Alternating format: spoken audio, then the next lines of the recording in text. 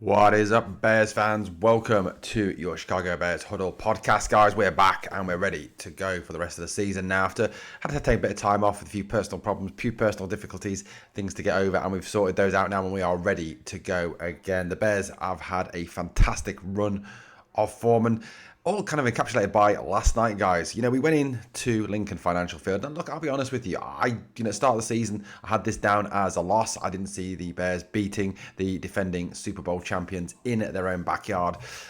Even a season where I thought we'd make progress this season, obviously under a new head coach in Ben Johnson. But last night, they went in to Lincoln Financial Field. They went in and took on the Super Bowl champions, went toe-to-toe, and outplayed the Eagles.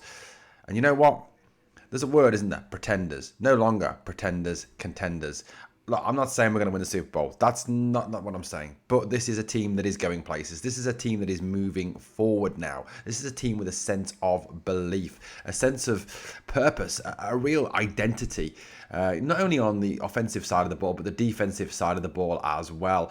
Both sides of the ball now establishing a real, sense of fear around the NFL that these Bears are real-time Bears. These are no joke. We're sitting 9-3, top of the NFC North this morning. And yeah, there are two tough games coming up against the Packers, who are seemingly our closest competitors this year. Don't see no Lions. It is a situation where the Bears can realistically go on and win the division this season and be the NFC North champions going in to the playoffs. And how nice to actually have some playoff football for a change in Chicago. Look, last night there was some great performances, some outstanding performances. There were some okay performances, and the D came up big yet again. Our Dennis Allen, I've got to say, Dennis Allen is an absolute genius. The guy, how he keeps scheming with a defense that is beat up. Yes, Jalen Johnson's back. Yes, Kyler Gordon is back. But, obviously the linebacker core is bereft of our key talents. The line obviously is at strength, but this defense all season has contended with injuries, players missing, and not just any players missing, but at times you've had Kyler Gordon missing, Jalen Johnson missing, TJ Edwards has been missing a lot of games, Edmonds missing a lot of games, Sewell missing a lot of games. There's a lot of talent missing from this team, yet he seems to find a way. And he seems to find ways of scheming things. And CJ Gardner-Johnson's come in, done a fantastic job. I've got to say, I loved his shithousery last night against his former team, staring down Jalen Hurts, saying, "I'm here, buddy. I'm here to get you." Love it. Absolutely love it. Let's have a little look through our stats. The stats from last night are... look, Caleb wasn't great. He wasn't terrible. He wasn't great. His completion percentage is the lowest of his career at 47%. And look, his accuracy is still a little off. He still overthrows. He still underthrows. He's still not great. And I think that is something that does need to continue to be worked on. For definite is that side of the game. Sorry, my dog decided to make a massive noise just during the video now. Pain in the arse, dog.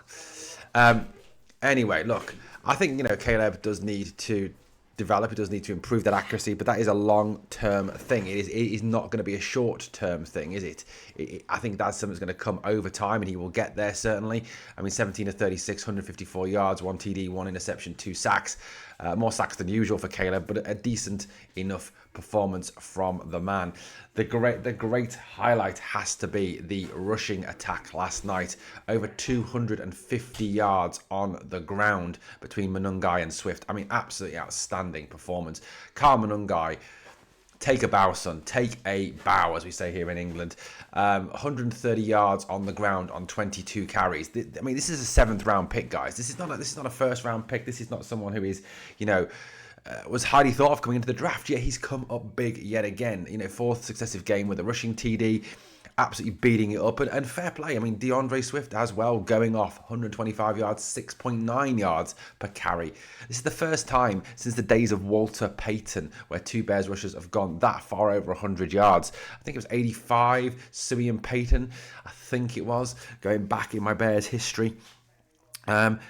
It's outstanding, absolutely outstanding. I mean, the Eagles have not been gashed for over 200 yards on the ground in a very long time. I think it's 2017 the last time they were gashed for that many yards. Great to see some eventful, creative plays as well with the end arounds to Moore and Burden. Some fantastic invention from Ben Johnson. And I mean, look, the passing attack was very mixed, obviously spread around. Cole Kmet with that TD at the end. I mean, I've got to say, I was driving home at the time listening to just another Chicago watch along. Absolutely punched the roof in my car when that TD, when he got that TD from that long throw. Burden as well performed pretty well, coming up when he was needed. Some good receptions from Colston Loveland. Olmi Zacchaeus as well, 2 key receptions. Remember, 1 for a first down. And DJ Moore, not much involvement, but did have some, like I said, passing wasn't really the big thing. Cole Kmet 3 of 3, Burden 4 of 6, Loveland 50% on there, 2 of 3 for Zacchaeus. Remember Dunze only 2 targets, 8 yards, obviously not coming up particularly big, but it was on the ground that it really, really worked. And why change it? Why go into the air when you can eat up as much clock as the Bears did in that first quarter with that rushing attack? And you've got to give props to the offensive line as well for moving that defensive line of the Philadelphia Eagles. They did a fantastic job. They really did do a fantastic job of creating space, of creating running lanes, and absolutely fantastic. I can't remember the exact stat, but it was something like 167 yards before contact last night from our rushers. Going back to the start of the season, the rushing attack was a major concern for the Bears, but now it is a real strength, and it enables us to eat up the clock, to have ball possession, to dominate teams, to control the game, and it's a real credit to Ben Johnson and his staff that we've managed to get to this point. Eric Bieniemy, obviously, as well, playing a big role as running backs coach, but that was a fundamental part of what went well last night, that running performance from the boys. Outstanding performance. On the defensive side of the ball, I've got to give massive props to Kevin Byard. What a season that man is having. And this was a guy who I remember some people, throwing shade on and casting doubts on him at the start of the season, saying that he is on the way out, a guy who realistically, it was feared that was going to perhaps not be the man, that was a weakness that the Bears had failed to address. But what figures that man has this season, 6 interceptions on the year, 6. I mean, that's fantastic. 6 interceptions, 86 combined tackles on the year, 19 assisted tackles, but 6 interceptions. Absolutely outstanding from Kevin Byard this season, and the way he reads the game this season, and use that veteran presence to help lead. And you got to give credit to Jaquan Brisker as well on that one. Absolutely brilliant. I mean, he's tied first in the NFL for interceptions at 6. He's tied 25th on his solo tackles. He's tied 37th for 7 passes defensed. He is having himself a year this year. And I also thought as well, Jaquan Brisker was exceptionally impressive last night as well, covering very, very well. Look, the secondary has been decimated. I know we've got Jalen Johnson back now, and I know Kyler Gordon is back now as well. But look, whoever's come in has stepped up and has played a role. And I think that's partly down to the fact that everyone is putting in that effort, but also the fact that Dennis Allen is doing a fantastic job in scheming people into this defense. DeMarco Jackson again stepping up big for them. Eamon Ognamabiga stepping up big. I mean, the linebacker core. You look at that linebacker core that we had out last night, and there's no TJ Edwards, there's no Tremaine Edmonds, there's no Noah Sewell, there's no Ruben Hippolyte. The top 4 linebackers are not there. Yet we still stop the Eagles. We still stop their offense. We put them under pressure. Yes, no sacks, but by that same token, the pressure was coming on. Jalen Hurts, I remember, scrambling a great deal.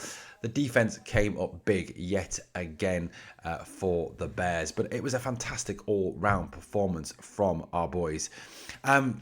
Look, this season is going exceptionally well, so well. 9-3. Next 3 games: Packers at Lambeau, Browns, and then the Packers again. Look, realistically, how many wins? Look, I'd love us to at least split the Packers game, or I'd prefer us to sweep the Packers. But if we can win the next 3 games, that's 12-3.